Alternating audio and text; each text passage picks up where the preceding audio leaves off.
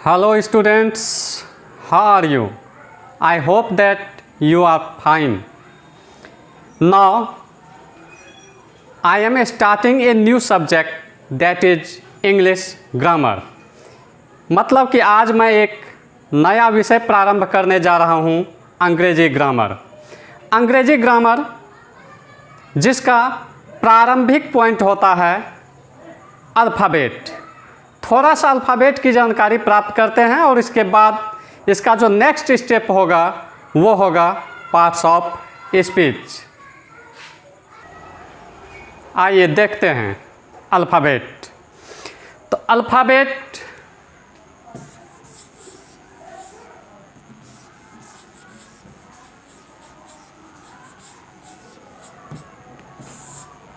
जिसको हिंदी में वर्णमाला कहते हैं। अंग्रेजी चाहे जितनी बड़ी अंग्रेजी की पुस्तक हो, केवल 26 लेटर्स मिलेंगे आपको, ए से लेकर जेड तक।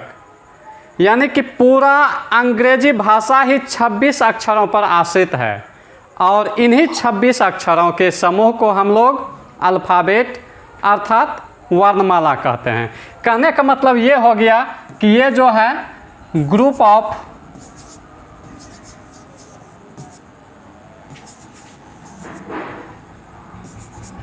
(26) लेटर्स,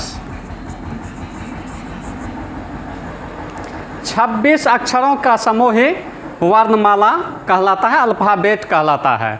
और इन लेटर्स को दो तरह से लिखा जाता है, ये पता होगा। एक कैपिटल और दूसरा स्मॉल। कैपिटल लेटर्स पता होगा, इस प्रकार से लिखते हैं, और स्मॉल लेटर जो है ये हुआ जेड तक। तो इसके बाद जब आगे बढ़ें तो ये जो 26 अक्षर हैं, अल्फ़ाबेट हैं, इसको दो ग्रुप में बांटा गया है।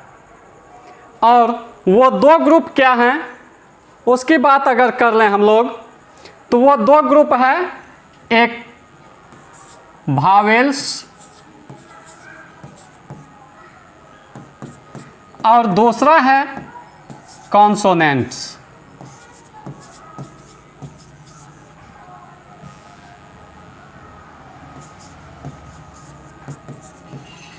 भावेल्स 26 अक्षरों में से इन 5 अक्षरों को निकाल दें,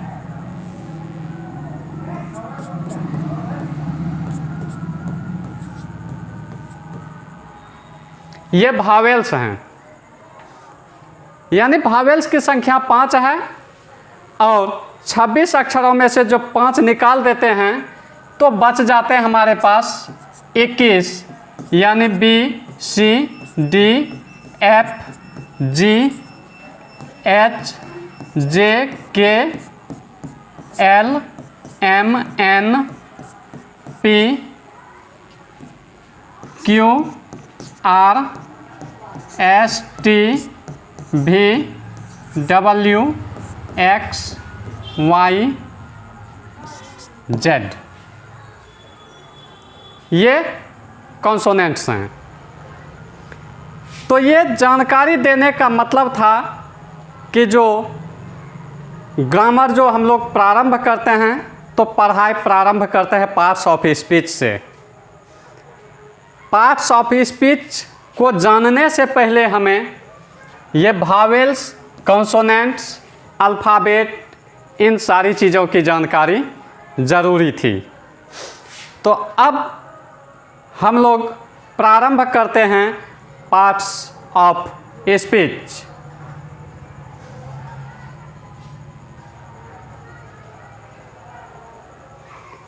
parts of speech.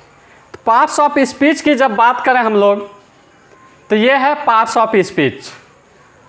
All the English words, यानी जितने भी अंग्रेजी शब्द हैं, ऑल द इंग्लिश वर्ड्स यानी जितने भी अंग्रेजी शब्द हैं, आर डिवाइडेड बांटा गया है इनटू 8 ग्रुप्स, 8 भागों में, यानी अंग्रेजी में जितने भी वर्ड्स हैं, शब्द हैं, उन सब को 8 भागों में बांटा गया। किस आधार पर? अकॉर्डिंग टू द वर्क, उनके प्रयोग, उनके कार्य, and do in the sentence, वाक्य में उनके कार्य और प्रयोग के आधार पर 8 भागों में बांटा गया है। और ईच ग्रुप, यानी प्रत्येक group called parts of speech, और वही 8 भागों में जब बांटा गया है, जो उन प्रत्येक भाग को कहा जाता है पार्ट्स ऑफ स्पीच।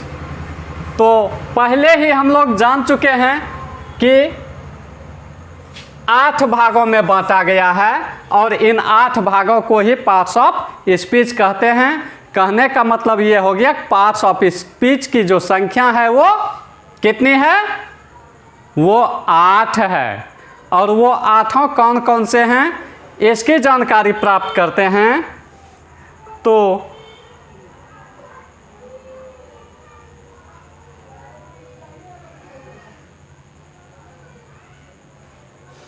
वो 8 हैं ये।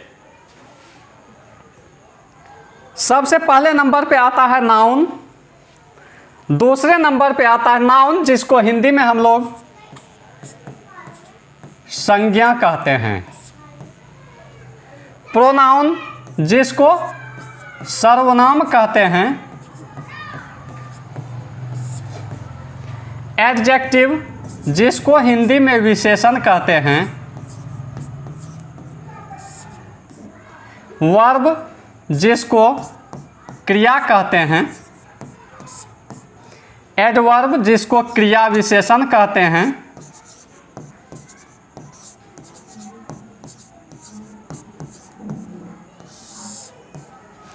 प्रीपोजिशन, जिसको संबंध बोधक कहते हैं।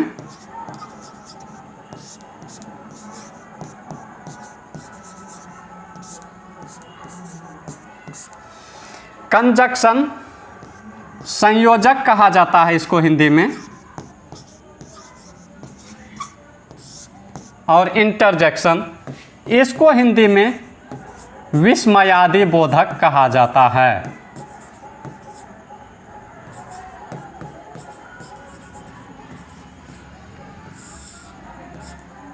और ये तीनों को अव्यय की श्रेणी में रखा गया है, यानी संबंध बोधक अव्यय, संयोजक और विस्मयादि बोधक अव्यय।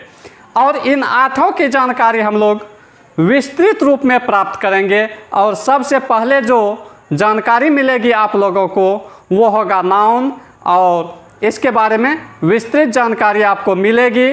लेकिन इसके लिए थोड़ा इंतज़ार करना होगा आप लोगों को अगले वीडियो के लिए।